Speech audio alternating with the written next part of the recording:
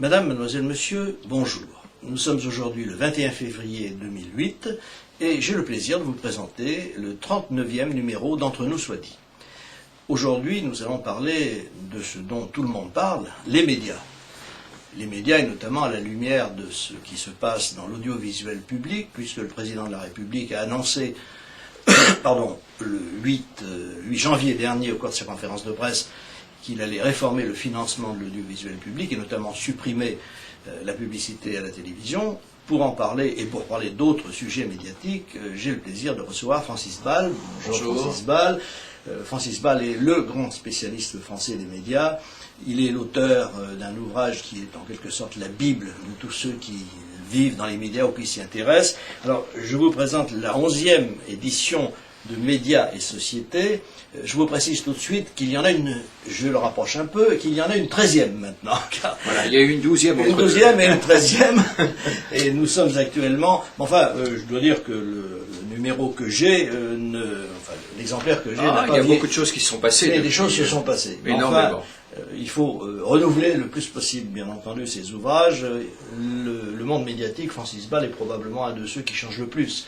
Oui, j'ai beaucoup de chance parce qu'au fond, en renouvelant ce livre tous les 2 ans, je fais une petite rétrospective de ce qui s'est passé et il se passe de plus en plus de choses. De plus en plus de choses, puisque depuis la révolution numérique, depuis le tournant qui est à la fois géopolitique et technologique de 1989-1991, on n'a pas cessé de voir apparaître des nouvelles technologies.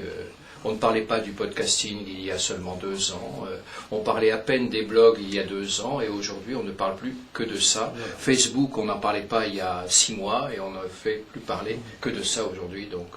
il se passe toujours quelque chose. Alors, je vous présente un peu plus avant, pour ceux qui ne vous connaîtraient pas. Dans le monde des médias, c'est tout à fait inutile, tout le monde vous connaît, mais pour le téléspectateur qui n'est pas aussi expert, peut-être qu'un petit mot de présentation n'est pas inutile. Vous êtes un professeur d'université, vous êtes professeur de sciences politiques, philosophe de formation. De formation, oui. Voilà. Vous enseignez les sciences politiques à Paris, à l'Université de Paris, à Paris 2. Vous êtes également un ancien membre du CSA, le Conseil supérieur de l'audiovisuel. Vous avez participé à toutes les commissions qu'on a bien pu créer sur l'audiovisuel. Toutes celles où on m'a invité, oui. On n'a pas toujours tenu compte d'ailleurs des préconisations qui étaient faites, mais du moins c'est la commission. Voilà, du moins avez-vous le plaisir d'y figurer. Oui. Et donc, vous avez également des fonctions, je ne sais pas, vous les exercez encore, les fonctions à Radio France Oui, je suis administrateur membre de Radio du France, conseil d'administration de Radio France. Voilà. Donc, vous êtes quelqu'un qui est à la fois à l'intérieur du système, puisque vous êtes un de ceux qui le connaissaient le mieux, et en même temps un observateur extérieur, ce qui vous donne ce grand avantage qu'ont ceux qui connaissent les choses à la fois de l'intérieur et de l'extérieur. Parce que pour avoir une vision que je qualifierais de froide et lucide, il vaut mieux tout connaître et puis se mettre un petit peu à l'écart. Ça permet le recul. Voilà. Alors, commençons bien sûr par les sujets d'actualité. Le président de la République, je le rappelais tout à l'heure, a envisagé et même décidé, semble-t-il, de supprimer la publicité sur le service public de la télévision et même de la radio, d'ailleurs, d'après ce qu'on a cru comprendre. Bon, après quelques semaines, nous en sommes à la nomination d'une commission. Alors, une de plus, va-t-on dire oui et non, parce que cette fois-ci, il y a quand même des délais qu'on ne peut pas ne pas respecter. C'est l'établissement, notamment du budget. Le budget de 2008 est déjà amputé, puisque évidemment les annonceurs ont renoncé nombreux à investir sur France Télévisions, puisque l'annonce a été quand même faite dès le début janvier, qu'il n'y aurait plus de publicité du tout à compter du 1er janvier 2009. Par conséquent, tous les engagements ont été... les gens se sont rétractés, et là, il y aura un manque à gagner, ne serait-ce que pour 2008. Alors, manque à gagner pour 2008, et le manque à gagner général, si on peut l'estimer, on a considéré qu'il y aurait quelque chose comme 700 à 800 millions d'euros. Plus de 800 millions. Plus de 800 millions. Plus les émissions qui devront remplacer évidemment les placards publicitaires. Parce que les placards publicitaires ont un grand avantage, si je puis dire, c'est qu'ils apportent de l'argent et qu'en même temps ils dispensent de faire des émissions. Absolument. Voilà. Alors, cette réforme vous a, j'imagine, comme tout le monde, pris un peu par surprise, même si le sujet est à l'ordre du jour depuis 20 ans. Il y a bien longtemps, de toute façon, qu'on dit, c'est presque devenu un slogan, chaîne publique, argent public, chaîne privée, argent privé.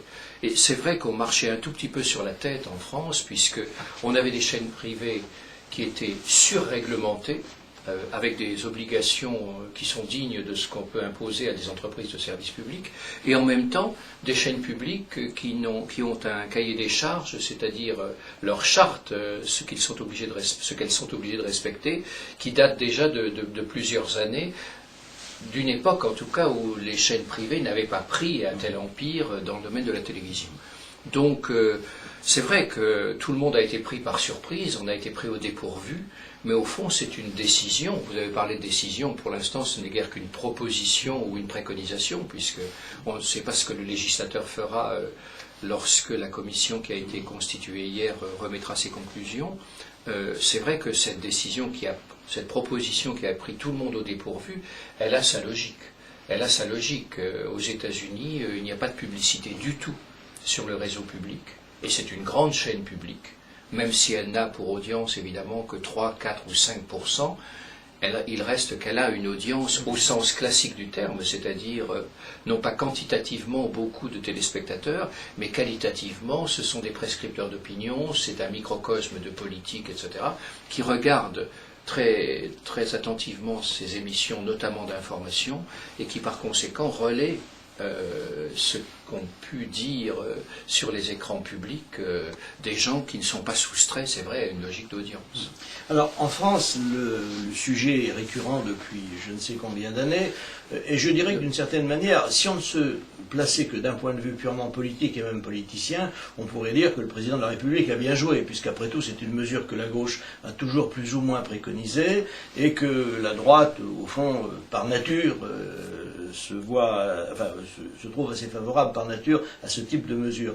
Mais malheureusement, les problèmes sont plus nombreux qu'il ne l'a imaginé, et du coup, on se trouve, là encore, me semble-t-il, face à une situation qui n'est pas assez tranchée. C'est-à-dire que je ne pense pas qu'on puisse, dans un cas comme celui-ci, arriver à une décision, si décision il y a, sans en avoir tous les éléments. Le premier d'entre eux, c'est l'équilibre financier. Faut-il d'abord un service public de cette ampleur? C'est la question que je vous pose.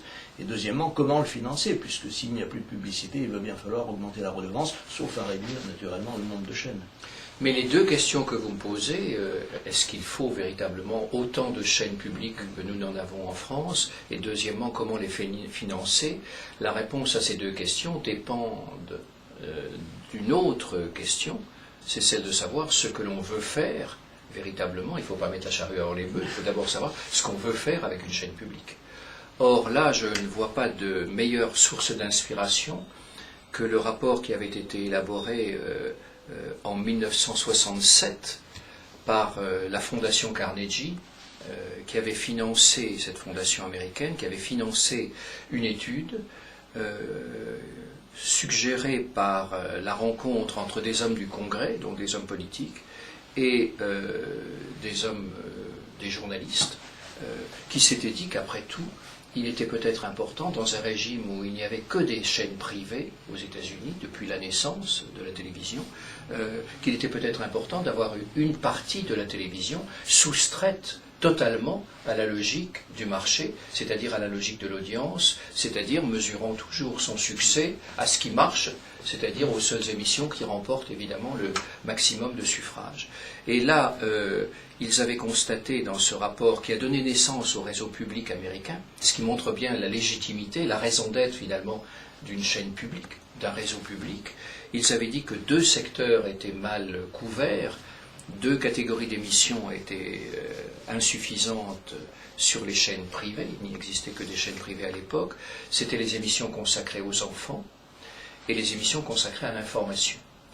Et c'est sur ces deux terrains que le PBS, le service public américain, la chaîne publique américaine, a acquis ses lettres de noblesse, puisqu'il y a une émission pour les enfants qui a fait le tour du monde, c'est Sesame Street, où on apprend aux enfants l'alphabet, avec des petits personnages qui jouent le rôle de chaque lettre.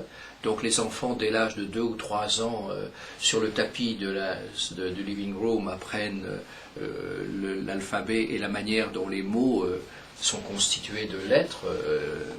Et puis la deuxième catégorie, le deuxième terrain sur lequel la chaîne publique a acquis véritablement une belle notoriété, c'est le terrain de l'information, où tous les jours, vous avez ce que nous ne trouvons malheureusement pas sur nos chaînes publiques en France. Vous avez tous les jours à 6 heures du soir, c'est-à-dire l'heure avant le dîner, que ce soit à New York ou à Los Angeles, vous avez une émission d'information qui est pilotée, présentée par 2 journalistes. Ils sont 3 au total, il y en a toujours un par conséquent qui est au repos. Et les 2 journalistes, sur une question importante du moment, l'avortement, l'immigration, tout ce qu'on peut imaginer d'intérêt public, comme on dit là-bas, interrogent, ce qui est extrêmement intéressant, ils interrogent 4 catégories d'acteurs sur le même sujet. Ils interrogent les gens qui sont concernés directement. Évidemment, s'il est question d'avortement, c'est beaucoup plus des femmes en âge de procréer que des hommes, évidemment. Ils interrogent les gens de la rue, ça ce sont les sondages. Ils interrogent les hommes du Congrès, ce sont les hommes politiques qui ont la responsabilité de l'intérêt commun, et ils interrogent aussi des experts, c'est-à-dire des gens qui consacrent leurs études depuis longtemps à ce genre de problème. Ce sont 4 avis qui éclairent l'opinion. Ce ne sont pas seulement les sondages qui éclairent l'opinion, ce sont aussi les experts, ce sont aussi les gens qui sont concernés, les enseignants quand il s'agit d'enseignement, et ce sont aussi les gens de la rue dont il faut évidemment tenir compte, et puis les hommes politiques. Et dans chacune de ces 4 catégories, ils interrogent, selon les sujets, 2, 3 ou 4 personnes qui défendent chacune un point de vue, parce que sur une question, il n'y a pas forcément 2 points de vue, un oui ou un non. Il y a des points de vue différents, il y a parfois 3 positions, il y a parfois 4 positions, qu'il s'agisse de la légalisation des drogues douces ou bien de la légalisation de l'avortement, tout ce que vous pourrez imaginer. Il n'y a pas forcément 2 réponses, en oui ou par non. Eh bien, sur ce terrain, le réseau public, non seulement a véritablement innové, mais en plus, il a servi un peu d'aiguillon aux chaînes privées. Car c'est à partir de ce moment-là, à partir de la fin des années 60, dans une époque quand même où il y avait beaucoup de turbulences politiques, les révolutions, les révoltes étudiantes, c'était la fin des années 60, partout. Les mêmes à peu près à Berlin, à Francfort, à Paris, à Rome ou à Berkeley.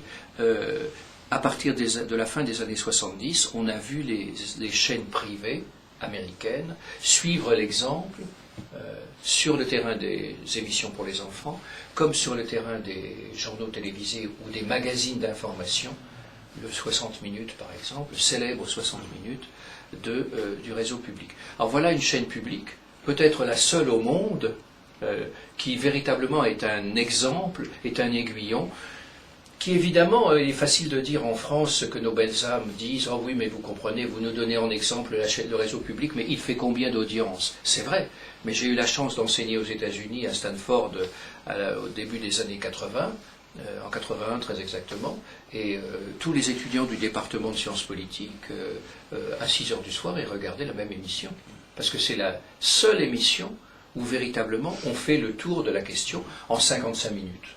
Alors précisément... Je ne sais pas si on va faire le tour d'une question en 55 minutes, on va essayer. Nous avons 55 minutes devant nous. Voilà. C'est un bon format voilà. que la télévision n'utilise malheureusement pas souvent. Pas souvent, et pourtant c'est un format classique. C'est un format qui permet au moins de dire des choses. De dire des choses. Voilà. Nous divisons en 2 pour des raisons techniques, mais on peut le regarder dans la continuité sans aucune difficulté. Et alors, précisément, ce que vous venez de décrire, c'est une sorte de... je dirais, d'antagonisme extrême entre le système français ou de contradiction totale, puisque nous avons un système public qui, au fond, entend rivaliser avec le secteur privé. On n'a jamais su si vraiment le secteur public avait...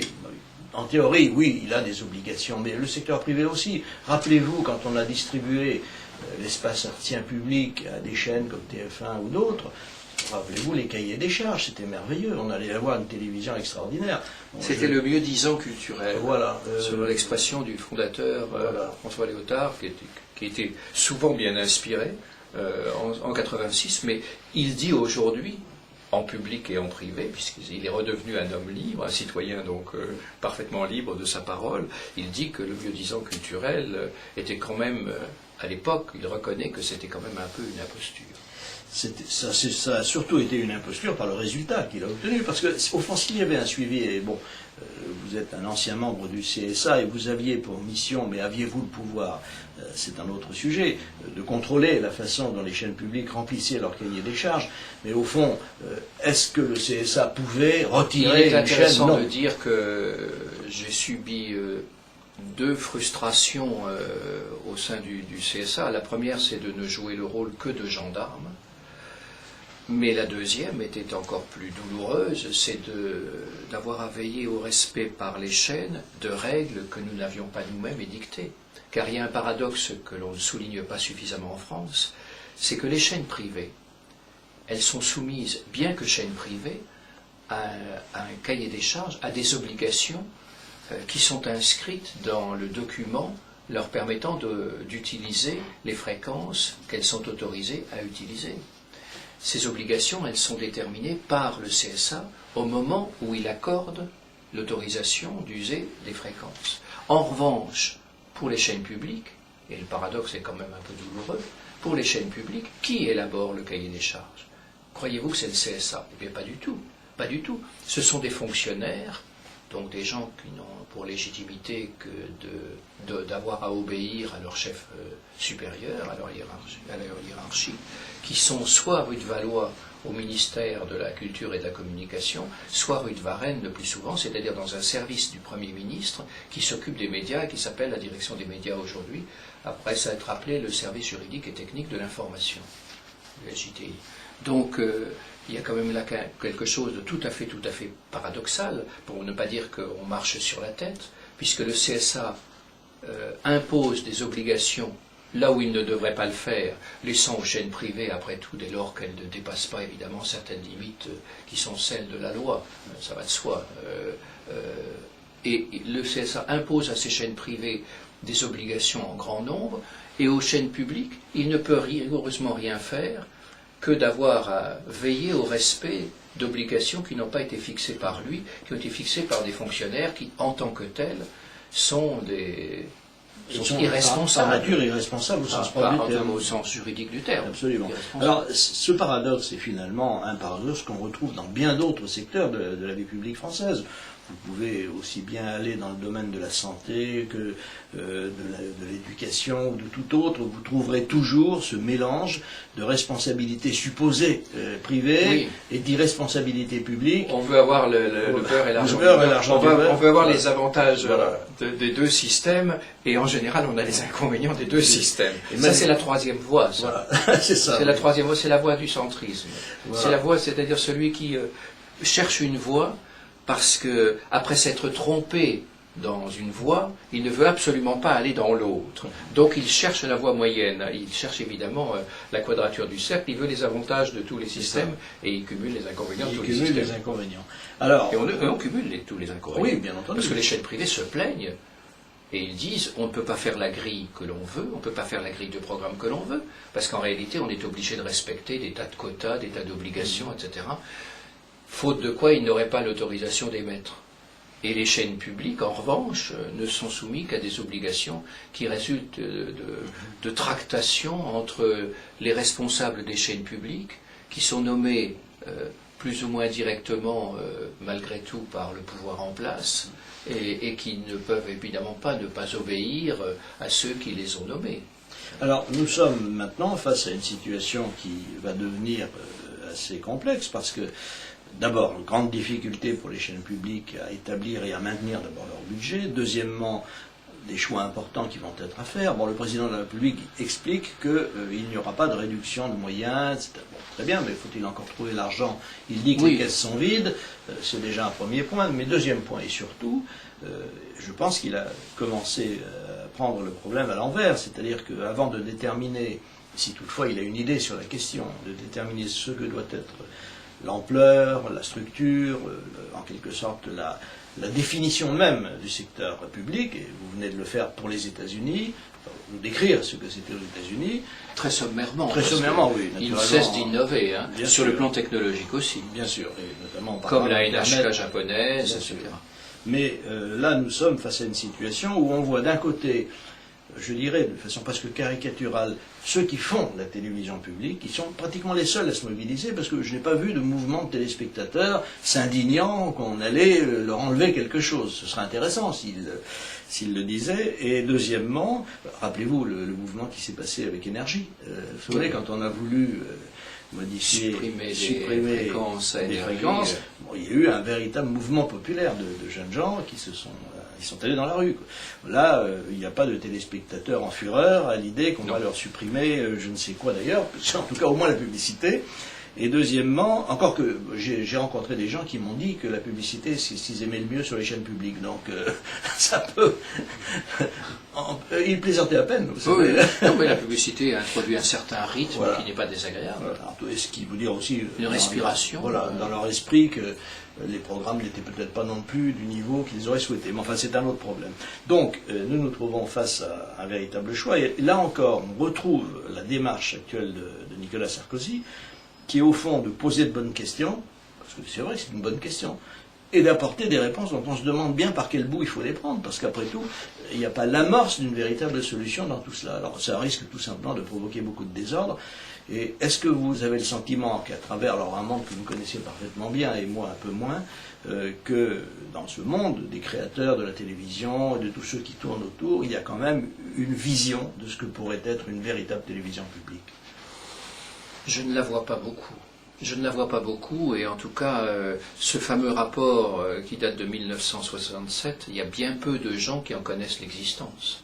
Bien peu de gens qui en connaissent l'existence. Ce rapport, il fait l'objet de 2 ou 3 lignes dans l'ouvrage auquel vous avez eu la bienveillance de faire allusion tout à l'heure, parce que simplement c'est celui qui a déclenché l'acte du Congrès par lequel le réseau public américain a été créé. Donc c'était légitime. Mais cela dit, ce serait une source d'inspiration aujourd'hui importante, car dans le domaine il y a eu incontestablement depuis quelques années sur les chaînes publiques comme sur les chaînes privées un certain nombre d'avancées. Les docu-fictions sont incontestablement une initiation, à condition que ce soit fait avec prudence, à l'évocation de certains problèmes historiques, certains événements historiques. C'est vrai qu'il y a eu des progrès sur le terrain de la fiction, sur le terrain de l'information, mais il y a eu beaucoup aussi de dérapages. Et je crois qu'il faut quand même savoir faire confiance aux professionnels, tout en leur disant non pas ce qu'ils doivent faire, mais ce qu'ils ne doivent pas faire. Ce que le législateur doit faire dans un régime véritablement démocratique, c'est de dire aux professionnels de l'information comme aux professionnels du divertissement, voilà ce qu'il ne faut pas faire. Pas de pornographie avant minuit. Pas de diffamation, pas d'injures, pas d'atteinte, etc., etc. Évidemment, ça, ce sont des limites. Mais à l'intérieur du cercle tracé par le législateur, il faut laisser les gens libres de faire ce qu'ils veulent. Libres de faire ce qu'ils veulent, d'inventer. La créativité, c'est-à-dire la capacité à créer des choses nouvelles, elle est à ce prix. Laissons les professionnels expérimenter, tout en sachant que c'est un business assez risqué, parce qu'il faut procéder par essai-erreur. Il y a des émissions qui marchent, des émissions qui ne marchent pas. Vous ne savez pas du tout ce qui va marcher. Il faut laisser simplement les émissions de qualité. Il faut leur laisser le temps de s'installer. Et ça, c'est un art qui n'est pas... que l'on ne peut pas inscrire dans des décrets ou dans des cahiers des charges. C'est uniquement sur le terrain. C'est sur le terrain que... Alors, je faisais allusion à cette émission d'information que j'aime bien aux États-Unis, qui fait appel à... Je crois qu'il faut quand même bien distinguer les rôles. Le législateur, il est là pour donner les grandes lignes, au nom de tous. Il représente l'intérêt commun. Puis pour donner l'argent aussi, en contrepartie de ses obligations. Les professionnels sont là pour évaluer dans leur spécialité la qualité des programmes qui sont fournis. Le CSA, il est là pour veiller au respect, selon sa charte, des règles classiques. Et puis, il y a le verdict des téléspectateurs, parce que s'il n'y a pas de téléspectateurs devant l'écran, c'est pas la peine de faire de la qualité, ça ne sert à rien. Alors, précisément, parmi les reproches qui sont faits aux chaînes publiques, il y en a un qui revient tout le temps, c'est que ces chaînes, au fond, n'ont pas un souci vraiment très fort de la qualité, même s'il y a des émissions de qualité, personne ne peut le nier, il y en a. Mais on ne peut pas dire que ce soit le primum movens, comme on dit en latin, de ces chaînes. Et la preuve en est qu'il leur faut rechercher une audience maximale pour avoir précisément un budget maximal que la publicité leur apporte. Donc il y a là une contradiction dans les termes, contradiction qui se termine, si je puis dire, en apothéose par le fait qu'il n'y a plus une seule émission de qualité à 20h30 ou 20h50, puisque c'est l'heure à laquelle elle commence. Et vous avez tout à fait raison, il y a quelque chose de plus grave encore, c'est qu'il n'y a plus une bonne émission d'information qui soit de qualité. Exactement. Car avoir le souci de l'audience, c'est parfaitement légitime. Mais avoir l'obsession de l'audience, c'est quand même très embêtant, parce que sur le terrain des émissions d'information politique, qu'est-ce qui s'est passé? C'est que, ayant l'intention, ayant l'ambition de conquérir un public plus vaste, de gens qui normalement ne sont pas très intéressés par la chose publique, on a présenté les hommes politiques comme s'il s'agissait de stars du show business, on les a ridiculisés, on est allé fouiller dans leur vie privée, on est allé leur poser des questions qui ne sont pas du tout du ressort de ce qu'ils ont à faire parce qu'ils ont été nommés pour ça. Le résultat, il est doublement fâcheux, c'est que ceux qui s'intéressent à la politique sont tout à fait furieux de voir qu'on ridiculise les hommes politiques, et plus encore la politique elle-même. Le résultat, c'est que ces gens qui sont les plus directement concernés, les plus avertis, évidemment, ils ne vont pas se faire les propagandistes de ces émissions politiques. Ils ne vont pas inviter leurs voisins de palier ou ceux qu'ils côtoient à regarder ces émissions politiques. Le résultat, c'est qu'on est entré dans un cercle vicieux où les meilleures intentions du monde, conquérir une plus vaste audience pour les émissions politiques, a débouché sur quoi? À la médiocrité incroyable des émissions politiques, celles que nous avons pu voir quand même, où véritablement la démagogie, pour ne pas dire le populisme le plus antidémocratique, a eu droit de citer dans des émissions qui étaient autant celles de la 2 à l'époque de la dernière campagne présidentielle que celle de la 1. Et vous ne verrez dans aucun pays européen, je trouve, mais je ne les connais pas tous, dans aucun pays européen, vous ne verrez des émissions politiques d'aussi médiocre qualité, parce que simplement les journalistes croient nécessaire de faire du cinéma. Alors nous c'est pas ce que les gens attendent. Exactement. Nous allons marquer une petite pause technique et que nos téléspectateurs n'en profitent pas pour se ruer sur les chaînes publiques, ni d'ailleurs sur les chaînes privées, qu'ils nous restent fidèles. Ils auront de véritables informations sur la télévision. A tout de suite. Madame, mademoiselle, monsieur, bonjour à nouveau. Nous reprenons le cours de notre émission Entre nous soit dit, qui est consacrée aujourd'hui au problème des médias et dont l'invité est Francis Ball. Francis Ball qui est j'allais dire le pape, n'exagérons quand même pas, pour des raisons religieuses. Ce ne serait pas très laïque. Voilà, mais d'un point de vue laïque, qui est en tout cas le grand spécialiste français des médias, et qui publie régulièrement, tous les 3 ans, un ouvrage intitulé Médias et société. Là, je vous présente l'ouvrage qui est le 11e de la série, mais nous en sommes déjà à la 13e édition. Je dois confesser que, compte tenu de l'ampleur du volume, je n'avais pas eu le loisir de lire à 100%, car il y a pourtant beaucoup de choses nouvelles. Et il y a beaucoup de choses nouvelles, mais je vais m'y plonger dès que l'émission sera terminée. Voilà. Cela dit, je suis de très près, naturellement, ne serait-ce que pour des raisons professionnelles, l'activité des médias, et en particulier tout ce qui peut se passer sur Internet, qui est quand même, qu'on le veuille ou non, la grande révolution de l'époque actuelle. C'est si vrai d'ailleurs qu'on a appris ces jours-ci que la publicité sur Internet avait d'ores et déjà dépassé la publicité des radios. C'est quand même un phénomène très important. On est évidemment assez loin encore de la publicité sur les journaux et sur les télévisions, les grandes télévisions, mais on sent bien qu'Internet est un support qui change beaucoup de choses. Alors précisément, j'aimerais vous interroger, pour reprendre cette deuxième partie, sur cette concurrence qui quand même déstabilise un peu l'ensemble des médias actuellement. Il n'y a jamais de position acquise dans ce monde.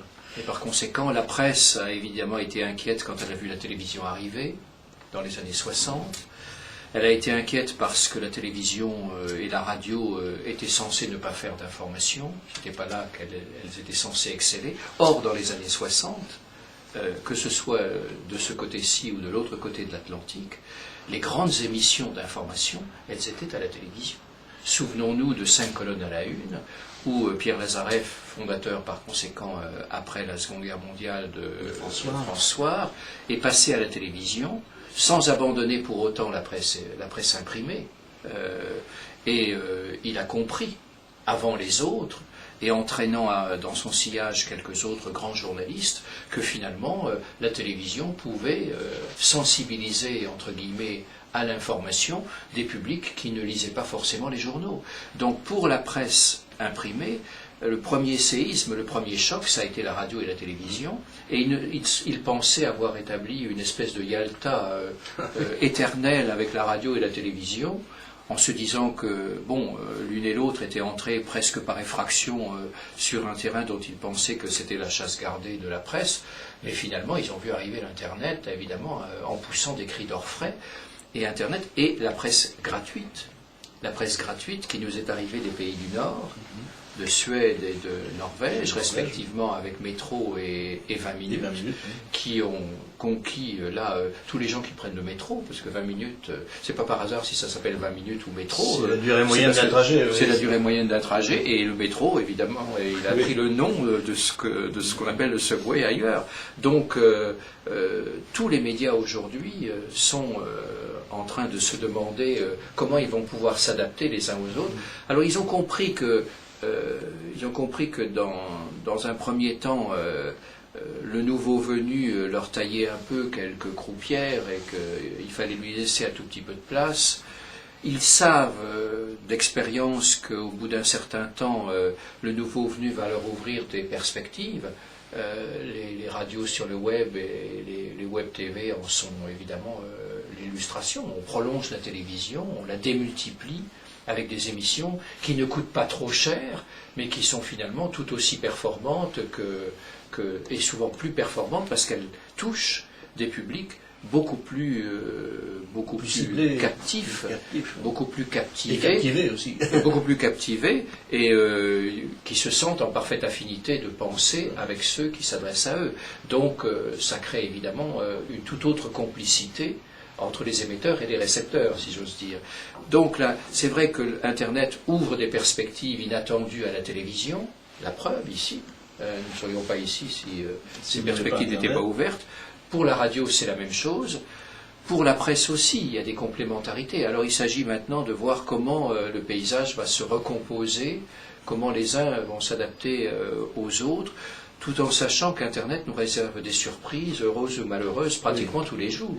Oui, Internet a, comme on le dit souvent, charrie le meilleur et le pire. Je dirais qu'il charrie plus le meilleur, la presse également, et la télévision aussi. Oui. Le seul gros défaut, à mon avis, d'Internet, c'est l'anonymat. C'est ce qui explique une bonne partie de ce qu'on appelle le pire, c'est quand même le fait que des gens se réfugient derrière l'anonymat pour envoyer on ne sait quelle fausse information ou désinformation. Mais cela mis à part, c'est le risque qu'il faut prendre. Il vaut mieux... C'est le grand risque de la liberté. C'est la liberté. Quand on a vu apparaître les radios libres, dites libres, dans les années 80 en France, ceux qui étaient les professionnels de l'information disaient que ce sont des informations qui ne sont pas vérifiées, qui ne sont pas labellisées, qui ne sont pas signées, et où les gens peuvent propager n'importe quelle rumeur, évidemment des rumeurs souvent malveillantes, puisqu'il s'agit d'attaquer les personnes, etc. C'est ce qui se passe aujourd'hui pour Internet. Ce qu'il faut se dire, c'est qu'au bout d'un certain temps, on finira par séparer le bon grain de l'ivraie, c'est-à-dire que le tri se fera naturellement, et vous n'accorderez plus votre confiance qu'à ceux qui véritablement signent leurs articles, et vous les croirez parce que simplement c'est eux et pas d'autres. Voilà. Donc il ne faut pas avoir d'inquiétude. C'est vrai que nous sommes dans une période un peu intermédiaire où aujourd'hui on vous par surprise on détache une petite phrase que vous avez dite et on la propage à l'extérieur. Ça, c'est la faute des journalistes patentés. Oui. C'est à eux de dire tout de suite qu'on raconte n'importe quoi. Ou alors de raconter eux-mêmes ce qui n'est pas n'importe quoi. Absolument. Et ce qu'ils ne font pas toujours, pour ne pas dire qu'ils ne le font presque jamais. La distinction entre les amateurs et les professionnels doit exister dans le monde de l'information comme il existe dans le monde de la médecine. La médecine, bien que reconnue comme étant une science depuis les académies de médecine, n'a pas écarté tous les rebouteux.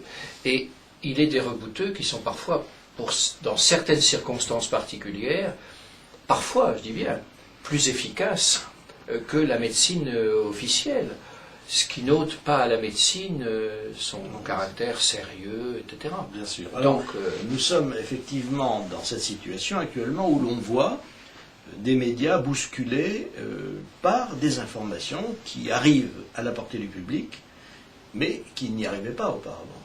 Et là, les médias ont à faire leur travail, mais le premier des travaux qu'ils font, c'est un travail presque de panique. Ils se disent, il y a quelque chose qui est en train de nous échapper, il faut que nous reprenions le contrôle de tout cela. Or, moi j'ai un simple conseil à leur donner, si je puis me permettre, mais faites donc la même chose que les gens d'Internet. Allez chercher des informations, si une information vous paraît intéressante, publiez-la, et à ce moment-là, le débat s'ouvrira de la même manière et vous ne serez plus concurrencé de la même façon par Internet. Cela dit, la liberté étant la règle que nous chérissons, eh bien, que chacun apporte les informations qu'il veut. Mais il n'empêche qu'on voit se développer des phénomènes aussi avec les blogs. Bon, vous le disiez tout à l'heure en commençant cette émission, on ne parlait pas de blog il y a encore quelques années, 3 ans. Maintenant, le blog est devenu une sorte de parcours obligé pour toute personne qui a pignon sur rue au point de vue public, médiatique. Et je vais vous donner un exemple qui me paraît particulièrement significatif. C'est celui de Jean-Michel Apathy, qui est le journaliste qui fait l'interview du matin, souvent d'ailleurs avec talent, même si les invités qu'il a n'ont pas beaucoup de talent, ils répètent toujours la même chose, donc à la limite on pourrait se passer de cette émission très bien, à mon avis. En revanche, il tient un blog qui est passionnant, où il dit des tas de choses qu'il ne dit pas à l'antenne. Qu'il ne peut pas dire à l'antenne. Voilà. Et alors c'est là que je me pose des questions, parce que je me dis, enfin, voilà un journaliste, j'ai cité Apathy, mais on peut en citer d'autres. Voilà quelqu'un qui est capable de dire des choses intéressantes et qui ne peut pas les dire. Alors, il y a un problème. Pourquoi ne peut-il pas les dire à l'antenne? Où est le problème? Précisément, vous visez juste, parce que si le blog d'Apathy est meilleur que ce qu'il dit à l'antenne, ça montre bien qu'il y a un dysfonctionnement. Il y a un problème. Sur l'antenne. Oui. Les blogs ont été d'abord des journaux intimes, qui ne s'adressait par conséquent qu'à son cercle de famille, pour raconter sa vie quand on était très loin de ses parents, etc. Après, ça a été les blogs des hommes politiques, qui ont pensé que c'était le moyen de s'exprimer, parce que simplement les autres organes d'information ne leur donnaient pas forcément la parole. Bien sûr. C'est un peu comme les émissions politiques. Si les hommes politiques, il ne faut pas accuser les hommes politiques de se ruer vers les émissions qui normalement n'ont rien de politique parce qu'elles sont animées par des animateurs de télévision qui sont des plaisantins mais qui ne sont pas des journalistes. Simplement c'est parce qu'ils ne sont pas invités ailleurs. Donc ne leur jetons pas la pierre. Et d'un autre côté, ils ne sont pas invités ailleurs parce qu'ils ne font pas beaucoup d'audience non plus. S'ils étaient un peu meilleurs... C'est bien la preuve que l'audience n'est pas le critère ultime de l'information. Et s'ils parlaient un peu moins la langue de bois, et s'ils avaient... J'en connais beaucoup, comme vous, qui ont un certain talent, vous savez. Il y a des hommes politiques qui, quand ils s'expriment, sont vraiment nullissimes. Je veux dire, ils n'apportent rien. Oui, et puis dans le privé, ils vous racontent des choses éblouissantes parfois.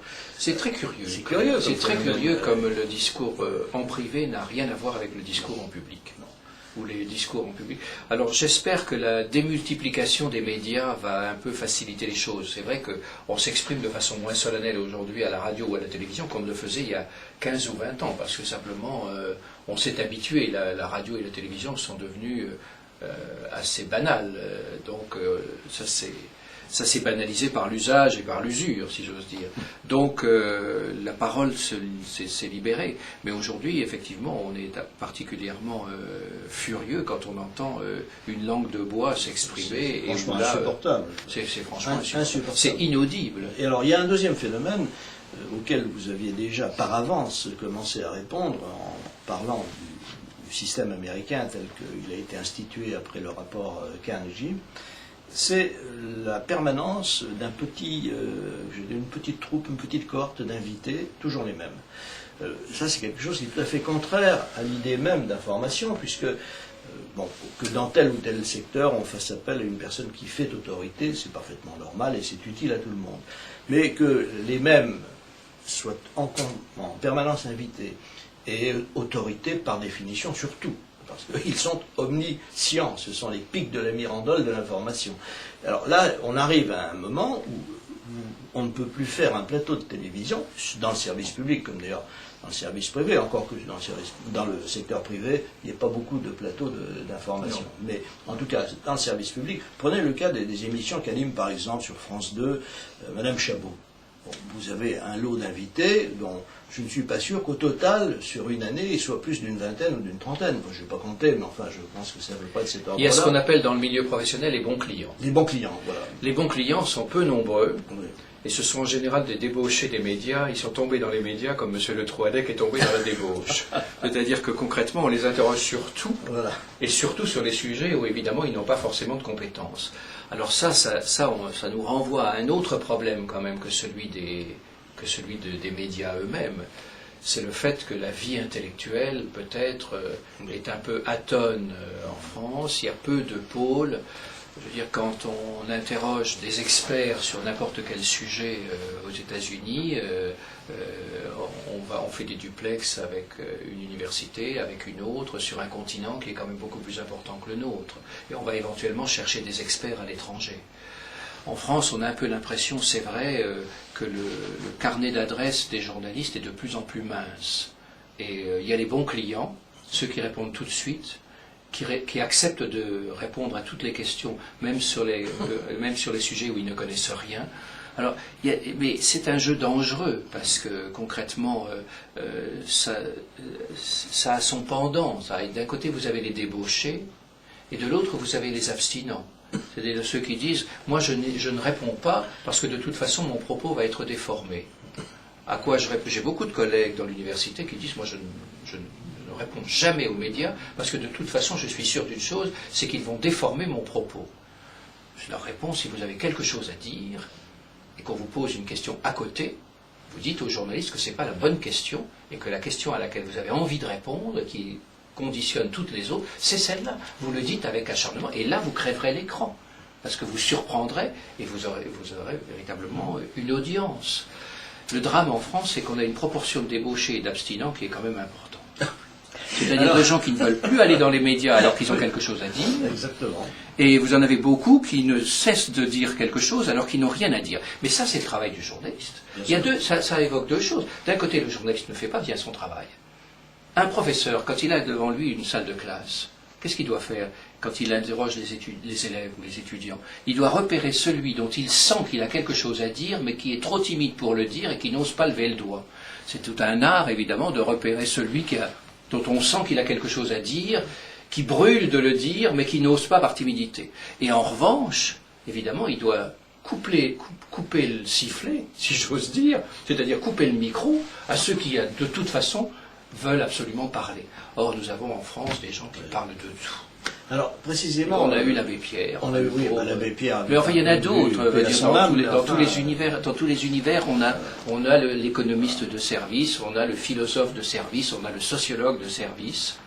Des gens qui, en général, depuis 25 ans, répètent la même chose, mais dont tous les journalistes ont le numéro de portable. Et nous avons exactement le même phénomène dans les congrès médicaux. Là, vous avez le médecin, le professeur qui fait son show depuis 25 ans. C'est en train de changer maintenant parce que ça évolue très vite. Donc celui qui est un peu en retard finit... Parce que la science médicale avance très vite. Mais je me souviens de scènes vraiment... inénarrable. Le même type racontait la même histoire depuis toujours. Alors les participants étaient soit pris d'un sommeil réparateur, ou soit allaient fumer une cigarette à l'époque où on fumait encore. Et bref, tout ceci se passait dans un climat de somnolence très agréable. On appelait ça un congrès médical. Alors aujourd'hui, ça a quand même changé, effectivement, parce que la science médicale avance et qu'on ne peut plus il y a des jeunes professeurs maintenant qui travaillent aussi à l'étranger. Exactement. Et qui participent à des congrès. Voilà. Alors le drame, c'est que nos sciences dites molles celle de l'information, qu'on distingue par conséquent par rapport à celle dont vous parliez à l'instant, qui est quand même censée être dure. Je suis bien censé être dur. Les sciences molles ne voyagent pas beaucoup chez nous, ne progressent pas beaucoup, ne vont pas beaucoup au-delà des frontières, et par conséquent ronronnent quand même beaucoup. Je pense à beaucoup de mes collègues, il faut le dire, dans le domaine des sciences sociales, des sciences économiques, qui ronronnent et qui sont un peu provinciaux, quoi. On a un peu l'impression. Et on a ce phénomène-là également, pour chaque débat. Lorsque on parle des États-Unis, par exemple, donc sur le plan social, il y a toujours quelqu'un qui vient vous expliquer qu'il y a 45 millions d'Américains qui ne sont pas assurés pour la maladie. Ils oublient de dire évidemment que ce ne sont ni des personnes pauvres, ni des personnes âgées, qui elles sont toutes assurées, et notamment par le service public. Et donc, ne serait-ce que cela, ça permettrait déjà aux gens de se faire une opinion peut-être un peu plus éclairée. Mais on n'invite jamais sur ces plateaux la personne qui connaît le sujet et qui pourrait leur dire, mais faites attention, il y a effectivement ce chiffre-là, mais ce ne sont pas des gens qui ont un besoin impérieux d'une assurance, ce sont la plupart d'entre eux des gens qui ne veulent pas s'assurer, tout simplement, soit parce qu'ils sont dans une PME où ils n'ont pas le salaire qui leur permettrait peut-être de le faire, mais surtout, ils estiment être leur propre assureur, n'ayant pas de grand risque d'être malade, et ce ne sont jamais les mêmes non plus. Les fameux 40 millions ne sont jamais les 40 millions de mêmes personnes, ce sont des gens dont c'est une sorte de volant, en quelque sorte. Bref, tout cela pour dire que quand on fait des plateaux, et même dans les plateaux des quelques rares émissions qui sont à peu près regardables, je pense à C'est dans l'air sur la 5, de Calvi, qui est une émission intéressante, et de Jérôme Bellé, mais ils ont là encore un portefeuille d'invités qui ne change pas beaucoup, qui sont souvent compétents d'ailleurs, et là on peut noter quelque chose de très intéressant, c'est que les rares fois où ils invitent un politique, c'est très très rare, heureusement, ils leur cassent le cou, comme on dit. C'est-à-dire que le politique parle pratiquement sa langue de bois habituelle, et il casse l'émission.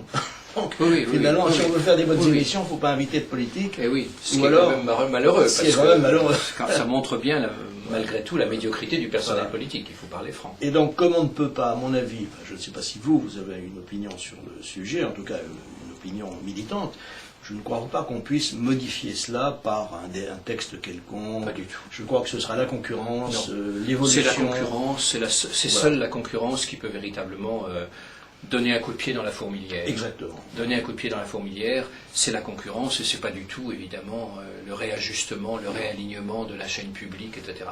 Ce qu'il faut, c'est faire émerger une nouvelle génération de journalistes, à condition que cette nouvelle génération trouve devant elle une nouvelle génération aussi d'intellectuels, qu'ils soient tentés par conséquent, qu'ils soient incités à aller interroger d'autres gens que ceux qui racontent toujours les mêmes histoires depuis 25 ans, et qu'ils aient aussi un personnel politique qui très vite s'alignera, parce qu'ils sentiront bien que finalement ils sont complètement décalés et qu'ils ne passent pas la rampe, parce que simplement ils ont un langage qui ne touche plus les gens.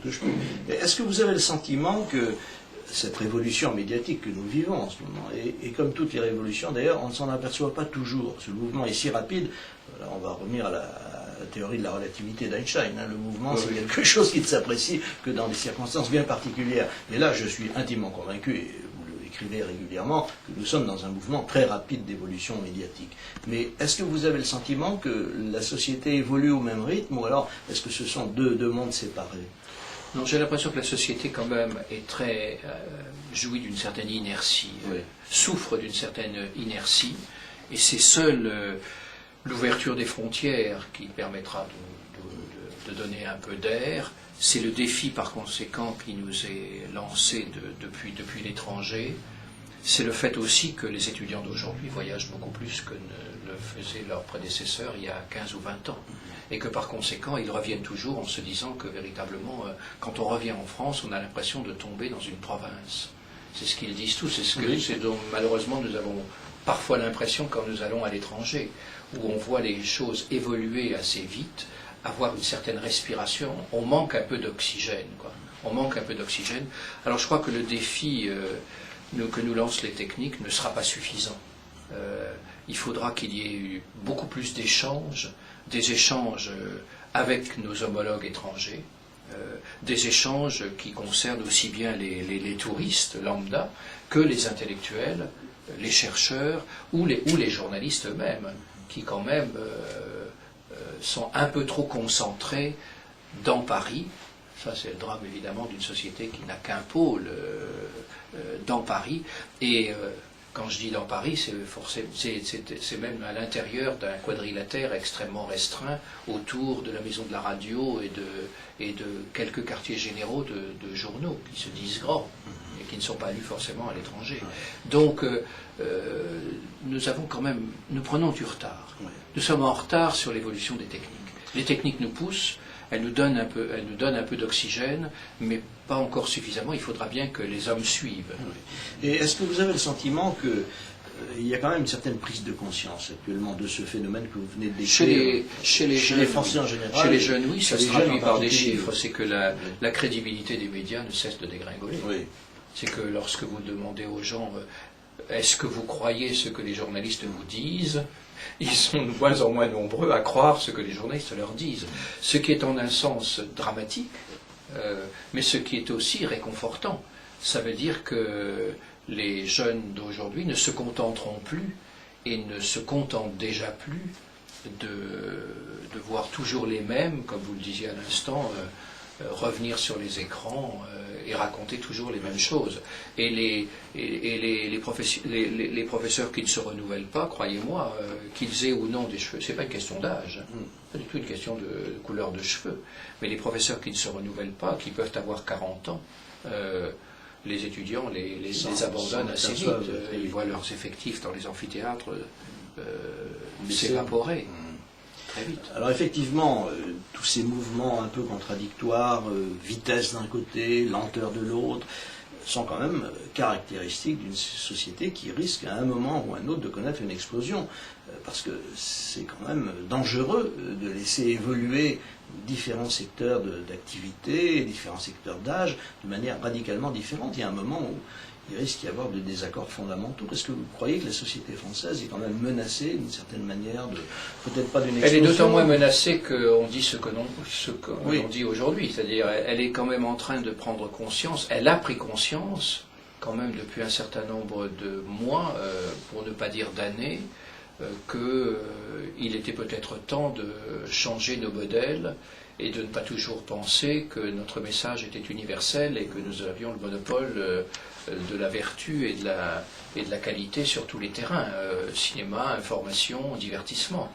On en est quand même de plus en plus conscient, et la preuve en est que nous lisons de plus en plus les journaux étrangers, que les chaînes de télévision, heureusement, franchissent les frontières, que nous n'avons plus le moyen de les arrêter, et c'est tout à fait satisfaisant, ce qui veut dire que nous regardons finalement les chaînes étrangères très volontiers, et que désormais j'ai l'impression quand même que l'effort est maintenant fait pour que nous parlions non seulement une langue étrangère, mais deux, ce qui est évidemment la condition pour que l'on puisse être un peu moins provinciaux. Alors, moi je suis assez rassuré, je suis rassuré quand je vois mes étudiants, qui sont beaucoup moins idéologisés et mal idéologisés comme l'étaient leurs prédécesseurs il y a 15 ou 20 ans. Je suis rassuré de les voir plus sérieux. Je ne suis pas inquiet de les voir inquiets parce qu'au fond, ils font le bon diagnostic. Et donc, le fait de faire un bon diagnostic, c'est quand même le début du traitement. C'est le but, absolument. C'est pas au médecin. Donc, c'est en cela assez rassurant. Alors, pour conclure, j'ai le sentiment à travers notre entretien que vous n'êtes pas un pessimiste né. Vous avez une vision quand même très réaliste, évidemment, et très informée surtout. Mais au fond, quand on aime la liberté, c'est votre cas, on a toujours au fond du cœur, non pas quelque chose de Tennessee, mais quelque chose de libre et qui se dit qu'après tout, la liberté va l'emporter. Est-ce que c'est votre sentiment? Bon, il ne s'agit pas d'être ni optimiste ni pessimiste, il s'agit de regarder les choses telles qu'elles sont. Et quand on les regarde telles qu'elles sont, on ne peut pas ne pas souhaiter qu'elles changent. Et je crois que les jeunes aujourd'hui sont quand même beaucoup plus portés à regarder les choses telles qu'elles sont, et non pas à travers le prisme des idéologies ou de ce que leur ont appris et mal appris leurs maîtres qui étaient dans des chape de plomb idéologiques il y a 15 ou 20 ans, à l'époque où il ne fallait pas désespérer Billancourt, à l'époque où Sartre avait toujours raison et Aron toujours tort. J'étais l'assistant d'Aron. Vous étiez l'assistant d'Aron. J'ai vécu l'époque où Aron était censé avoir toujours tort pour les Parisiens qui tenaient le haut du pavé. Et je trouve que cette espèce de sérieux, qui est peut-être un peu trop sérieux, ils ne savent peut-être pas suffisamment s'amuser, des jeunes d'aujourd'hui, est quand même un signe réconfortant. Eh bien, c'est sur ce signe réconfortant et finalement optimiste que nous allons nous quitter. Je rappelle une dernière fois que vous êtes l'auteur d'un ouvrage régulièrement publié et intitulé « Médias et sociétés ». C'est un ouvrage très important à la fois par sa taille, par son contenu, mais qui est passionnant et qui se lit vraiment sans aucune difficulté. C'est tout l'art d'écrire, n'est-ce pas? Et c'est l'art du pédagogue. C'est l'art du pédagogue, journaliste. C'est le même. Journaliste éventuellement. Et madame, mademoiselle, monsieur, eh bien, il me reste à vous souhaiter de continuer à regarder Reichmann TV, bien entendu, puisque là, vous ne serez pas victime de la moindre censure. Et en attendant, eh bien, je vous souhaite évidemment de bien vous porter, d'être heureux. Je vous donne rendez-vous pour une prochaine émission. Gardez courage surtout. À bientôt et vive la France.